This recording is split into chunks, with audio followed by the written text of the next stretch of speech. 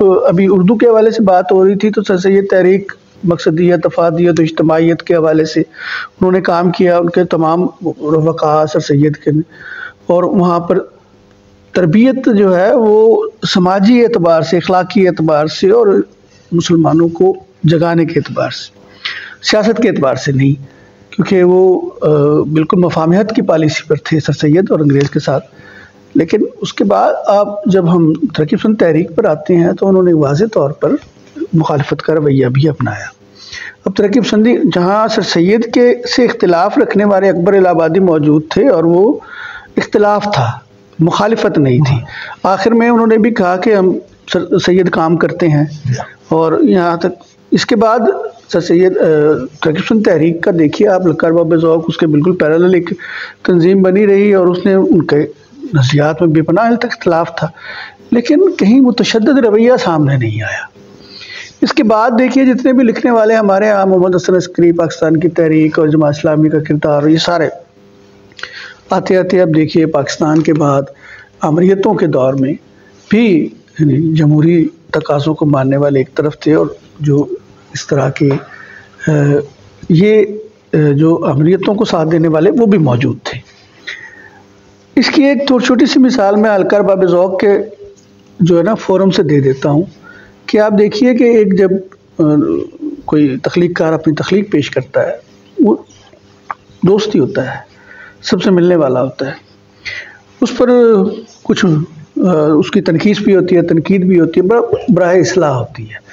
اچھا، جب ہمارے ذہن میں یہ نقطہ نظر واضح ہوتا ہے کہ یہ براہ اصلاح ہے،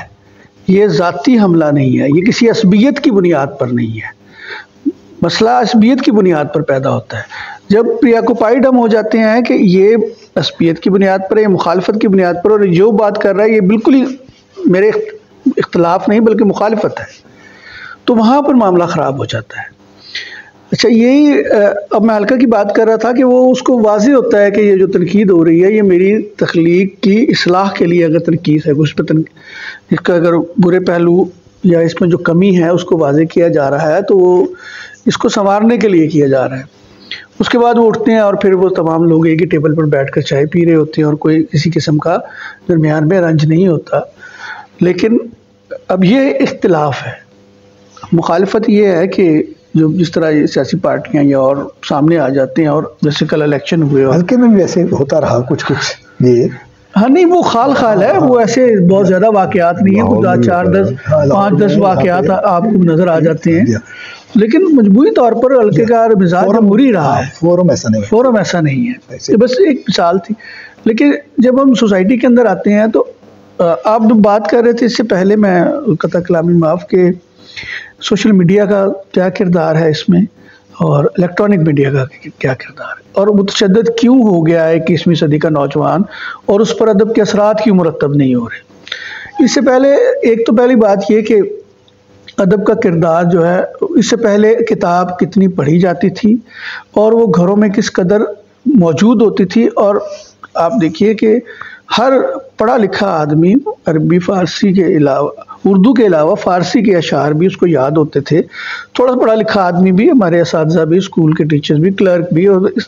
جو مڈل کلاس کے لوگ ہیں وہ اپنی بات بات پر ہمارے بزرگ شعر سے مثال دیا کرتے تھے، عام لوگوں کو بھی شعر یاد ہوتے تھے، اور اساتذہ کے شعر یاد ہوتے تھے، کلاسیکل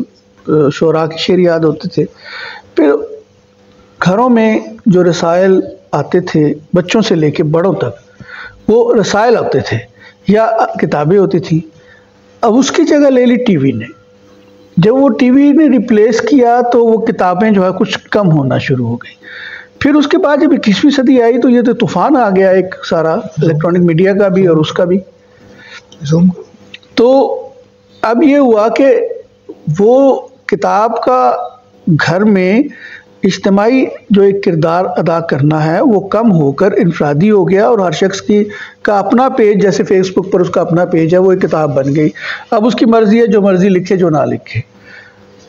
جہاں گھٹن ہوتی ہے، جس معاشرے میں عدم تحفظ ہوتا ہے، جس معاشرے میں انسرٹینٹی ہوتی ہے، وہاں پر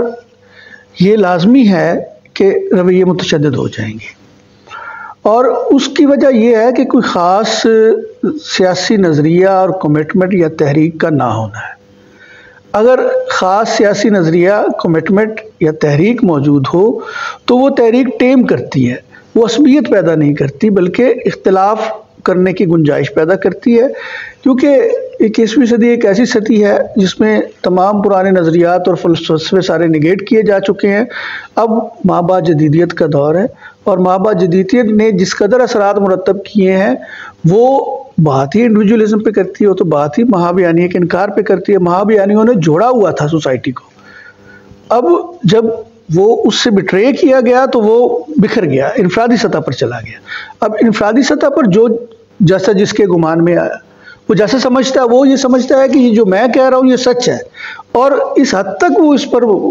بضد ہے کہ دوسرے کی بات سننے کو بھی تیار نہیں۔ جب وہ دوسرا بات اسی لہجے میں کرتا ہے تو اس میں پھر مخالفت پیدا ہوتی ہے، اور پھر معاشرے میں ایک انتشار کی صورت پیدا ہو جاتی ہے۔